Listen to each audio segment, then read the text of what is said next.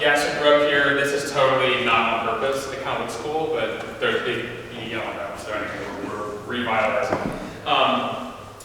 So I'm going to just dive in, but in order to kind of talk about the connection between social entrepreneurship and what I'm doing with Easton, I kind of need to tell a little bit of history. I call myself a yippie.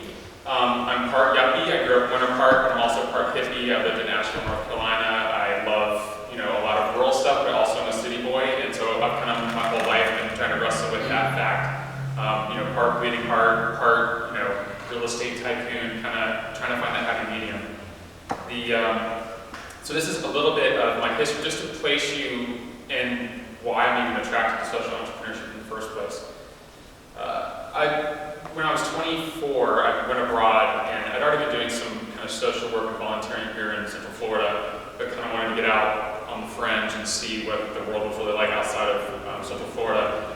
This is doing some work in Malaysia. We were working in the slums there and setting up pop-up restaurants, which is so funny because I'm kind of into that now for the yuppie side of things, doing farm-to-table dinners in unexpected places.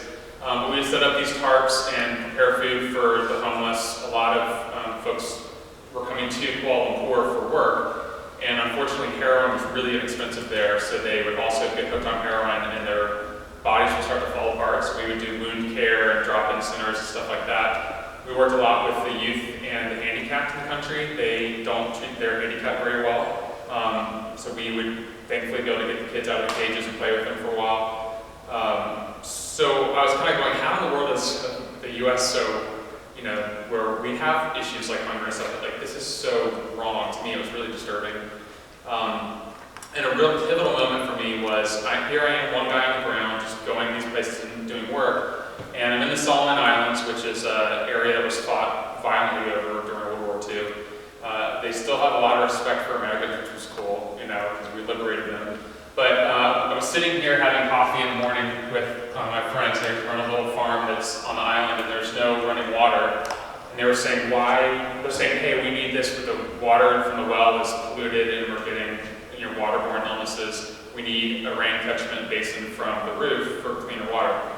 And I was like, oh gosh, how much is that? And they're like, oh, so expensive, like maybe $400 American dollars. And I'm like, to save the whole village? Like $400 American dollars is what it would take to save the whole village. So it was a real epiphany for me, and I knew that I could stay on the ground there and be of assistance no matter what, but that if I came home and joined my family business, which was real estate, I could make $400 in a couple days and send a check. And so let me go through the other side of this coin. So there's Bleeding Heart John out in the world doing humanitarian aid work, and then what is the alternative? So I came back in 2003 and rejoined my dad's company doing real estate.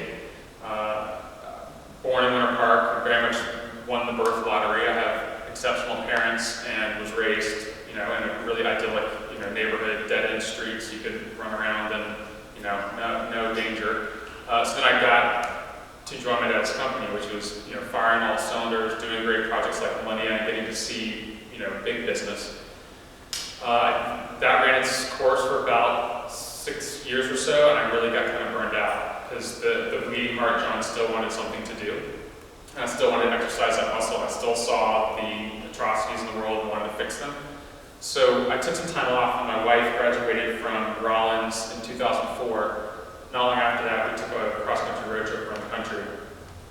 We started a video blog called Finding America, because at that point I'd already been to 40 countries. I'd been all over the world. I'd seen a lot of the world, but been to maybe 4 states. So we covered 30 states in a 3-month period, and during that time came in contact with a lot of stuff that hadn't hit the radar in Central Florida. So we're traveling up the West Coast. At the same time, we're listening to Michael Pollan on NPR talk about the ills of our industrial food system. There's a couple up in Vancouver. We were out there that was talking about trying to eat within 100 miles of their home in Vancouver. I'm thinking, God, Vancouver, surely we could do that in Orlando. Another family, a great writer, barbecue installer, that started to talk about her family's sort of return to the land, if you will. So all that sort of made me realize, hey, there's a mission field here. There's something worth, instead of having to go abroad now that I'm, having a family, there's something that I can do locally and still find ways to cure social ills by mixing it with my entrepreneurship and coming to grips with the fact that capitalism run rampant is what has given us things like, subsidized corn and high-fructose corn syrup and diabetes epidemic. But capitalism for a good purpose there's got to be a way to do that. And in Omnivore's Dilemma, there's a guy named Joel Salatin who runs a farm in Swope, Virginia. And on the road trip, we stopped through there and came to the front gate and said, hey, I'd like to take a tour. What time your tour is? They're like, oh no, just go wherever you want. And for any of you that know anything about industrial food, that doesn't happen. You don't come up to a farm and go, I'd like to go check out your pig operation or check out your chickens. They just like, go for it. So it was this whole new thing to me of transparency and authenticity, that he was doing what he said he was doing. And he was the kind of guy saying, hey folks, this ain't normal. Like something's not quite right with our industrial food system and how food's getting from farm to plate and the things that are making their way onto the plastic trays of our school cafeterias. Did anyone catch him when he was here? Did any of you hear his talk? I tried, but the line was so long. Yeah, it was bad. I got in early to help tape it, but anyway, so something was happening at a big corporate level in America that a bubble needed to be popped. So I'm going to show you two clips. One is from Mad Men. Does anyone know that show? So basically Madison Avenue executive, advertising executives, probably in the late 70s. It kind of speaks for itself, so take a look. I just don't know what we have to do to make these government interlopers happy. They tell us to make a safe cigarette, and we do it, and then suddenly, that's not good enough. Might as well be living in Russia. Damn straight.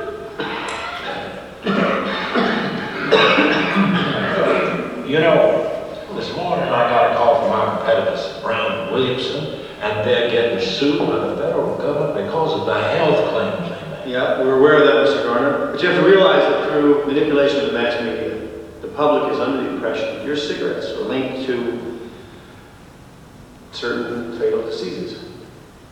Manipulation of the media, hell, that's what I pay you for. Our product is fine. I smoke for myself. My granddad smoked. He died at 95 years old. Was hit by a truck. I understand. But our hands are tied. We're no longer allowed to advertise with lucky strikes or save. So what the hell are we going to do? We've already funded our own tobacco research center to put this whole rumor to rest. And that's a very good start. But it may not affect sales. Don, I think maybe that's your cue. The Federal Trade Commission and Reader's Digest have done you a favor. They've let you know that any ad that brings up the concept of cigarettes and health together, well, it's just going to make people think of cancer. Yes, and we're grateful to it. But what Lee Jr. said is right. If you can't make those health claims, neither can your competitors. So, we got a lot of people not saying anything that sell cigarettes. Not exactly. This is the greatest advertising opportunity since the invention of cereal. We have 6 identical companies making 6 identical products. We can say anything we want. How do you make your cigarettes?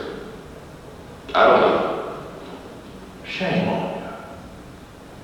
We breed insect repellent tobacco seeds, plant them in the North Carolina sunshine, grow it, cut it, cure it, toast it. There you go. There you go.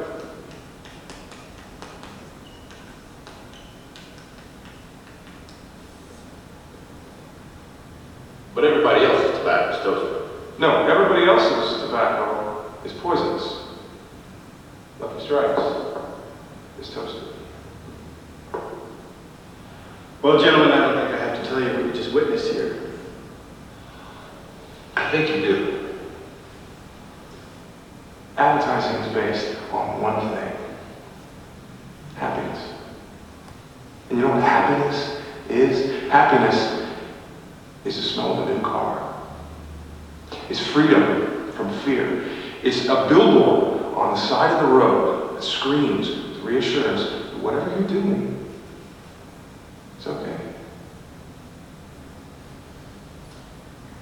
You are okay.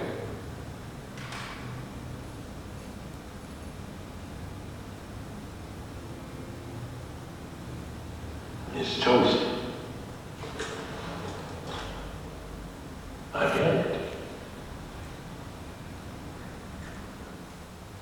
Okay, cut to today. Wow. The date, huh? Excuse me? That has high fructose corn syrup in it. And? You know what they say about it? Like what? Hey, it's That it's made from corn, it's natural, and like sugar, it's not an motivation. Love the top. Well, thank Get the facts. You're in for a sweet surprise. So not surprisingly, that was support funded by the Sugar Growers of America. This isn't a new game. You know, corporations don't care about you, they care about your consumption. Punching out another widget for you to buy, they need to make sure that you either feel like you need that thing, or by continuing to use their thing, your life is going to be better. So it's really a shell game of manipulating our human instincts, fear, pleasure, whatever they're talking about in the advertising. That's fine when you are out there somewhere, when you are a grower in California shipping it to Florida and you won't ever come in contact with that consumer. Why small business and Main Street businesses are changing that is that you now have a face with the purveyor of their product. It's a relational economy.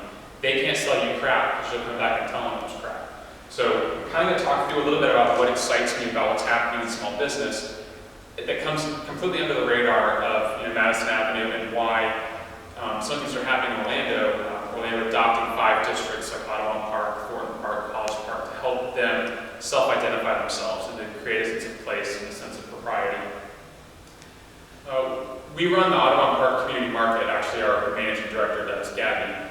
And it's a great example of, a farmer's market is the antithesis of the Madison Avenue stuff. Okay, you've got something where the product, is sourceable. You're able to know where it came from. You're able to, and many times, know the actual farmer by seeing them face to face. If you go home and get sick, there's recourse. If I go to the hospital with my son that's coming out both ends, and I come back the next Monday and tell the farmer, A, he's going to feel terrible, but B, at least I can find him, and be like, how dare you, better food safety. Because of that relationship, there's a fiduciary responsibility between the consumer and the proprietor. So they're not trying to do this shell game with you. In farming and what we do, you're getting more variety. It's not a big monocrop, there's not big contracts.